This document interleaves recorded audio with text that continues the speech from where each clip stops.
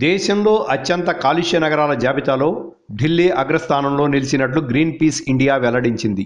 కాలుష్య నియంత్రణ మండళ్ల నుంచి సమాచార హక్కు చట్టం ద్వారా సేకరించిన వివరాల ఆధారంగా 170 నగరాల్లో వాయు కాలుష్యంపై ఆ సంస్థ నివేదికను ప్రకటించింది. వాయు కాలుష్యం మూలంగా దేశంలో ఏటా 12 లక్షల మంది మృత్యువాత పడుతున్నారని పేర్కొంది.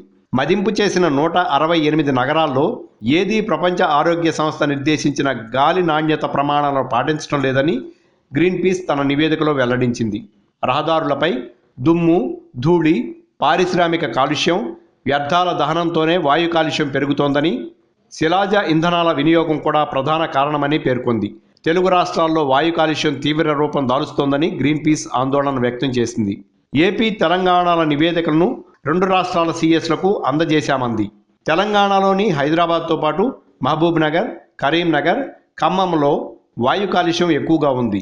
PM10 గాఢతను పరిగణలోకి తీసుకుంటే మహబూబ్ నగర్లో అత్యధికంగా 108 యూనిట్లుగా ఉంది. హైదరాబాద్లో 99, కరీంనగర్ 65, ఖమ్మంలో 60 యూనిట్లుగా నమోదైంది. PM10 గాఢత స్థాయి ఎంత ఎక్కువగా ఉంటే అంత ఎక్కువగా కాలుష్యం ఉన్నట్లుగా లెక్క. అధికార యంత్రాంగాల నిర్లక్ష్యం ఫలితంగా శ్వాసకు పనికిరాని గాలిని పీల్చే దుస్థితి ఏర్పడింది.